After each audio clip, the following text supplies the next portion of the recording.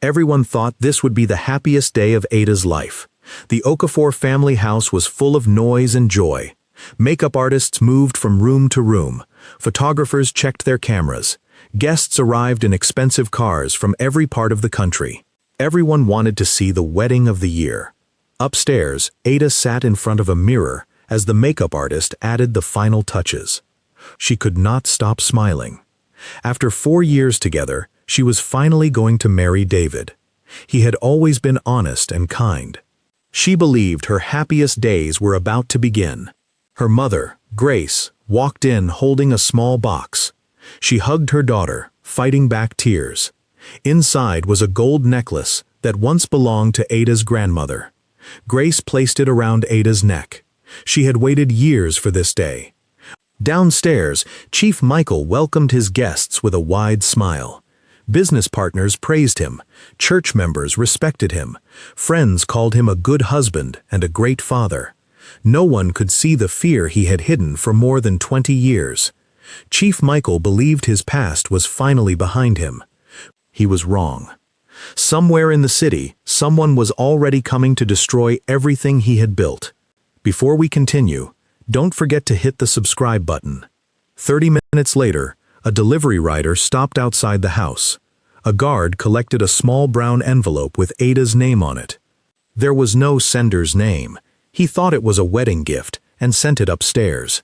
Ada smiled when she opened it, expecting a card from a friend. Instead, she found an old newspaper cutting, some court papers, and a handwritten note. Her smile disappeared.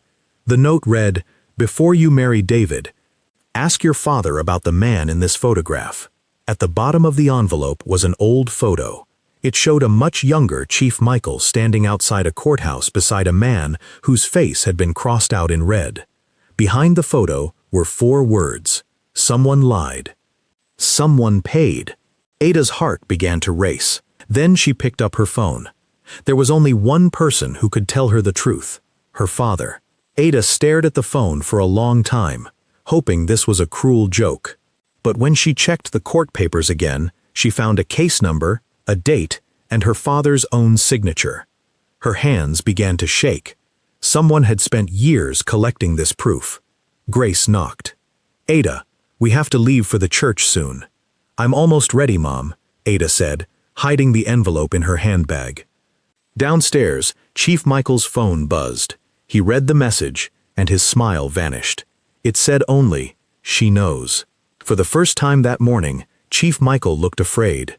He left his guests without a word and locked himself in his study.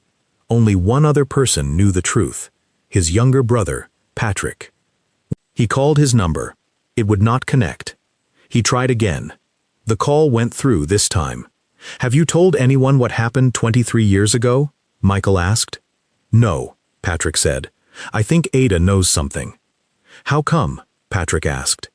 "I thought that story was buried years ago." A knock came at the door. "Sir, it's time to leave for the church." The convoy reached the church before 10 o'clock. Every seat was full. David stood at the altar, calm and excited, with no idea that at that same moment, Ada sat alone in her room, reading the papers for the 3rd time. One paper said an innocent man had gone to prison more than 20 years ago. Another said Chief Michael had lied in court to put him there. If this was true, everything Ada believed about her father was a lie. She called him. He picked up before the first ring ended. "Ada, where are you?" he asked, trying to sound calm.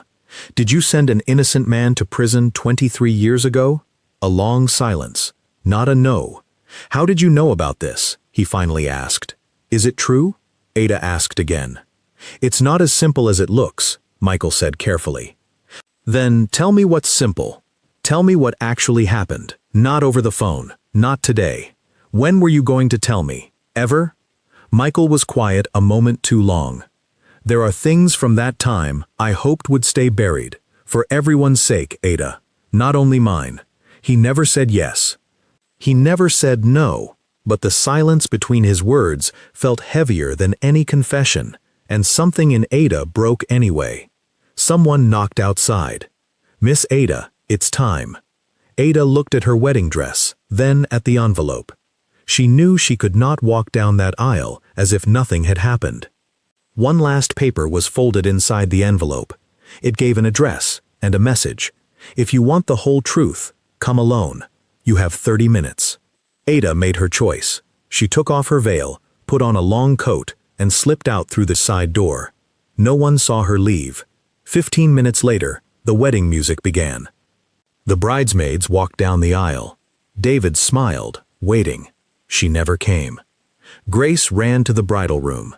It was empty. The dress was gone. Ada's phone was gone. Has anyone seen Ada? Grace's voice echoed through the church, and panic spread through the hall. Then her phone rang. The screen read, Ada. Grace answered at once. Ada begged her not to let anyone follow her. She warned that coming back too soon could put someone in danger. Then a man took the phone. Stop looking for her, he said. If you want to see her again. The line went dead. Grace could not move. She turned to Michael. His face had gone pale. He did not look like a father whose daughter was missing. He looked like a man whose past had finally caught up with him. What are you not telling me? Grace asked. Michael said nothing. His silence said everything. The wedding was canceled. Police arrived, led by Detective Daniel. He asked when anyone had last seen Ada. Finally, a guard spoke up. I saw the bride leave through the side door. No one forced her. She walked out alone. The hallway went silent. Ada had not been taken. She had chosen to leave. But why would a bride walk away from her own wedding, only an hour before saying, I do? Back in the small room, Mike asked Ada to calm down. He looked about 50, with tired but kind eyes. My name is Mike, he said. Ada looked at the wall, and there was an old photo, the same man from the courthouse picture, the one with the crossed-out face. That was my older brother, Mike said quietly. His name was Richard. He was David's father. 23 years ago, he was sent to prison for a crime he never committed. He died there, still writing letters no one ever read. Who did this to him? Ada asked, her voice shaking. Mike hesitated. Someone close to your family. I'll tell you the name, but not yet. Once I say it, there's no taking it back. Before Ada could answer, his phone lit up on the table. He read the screen, and his face changed. They know you're here, he said quietly. Who does? Someone's been watching this house since your envelope went out. I thought I had more time. He was already reaching for his coat. We need to move, now. They drove in silence to a small office across town, borrowed from a friend Mike trusted. Only once the door was locked behind them did he speak again. I said I'd tell you everything, he said. So here it is.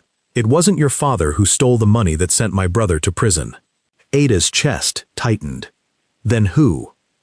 Mike slid a photocopy across the table. An old bank transfer, signed at the bottom. Read the signature. Ada leaned closer. The name wasn't Chief Michael's. It was Patrick's. Your father's younger brother stole from his own company, Mike said. Your father found out within days.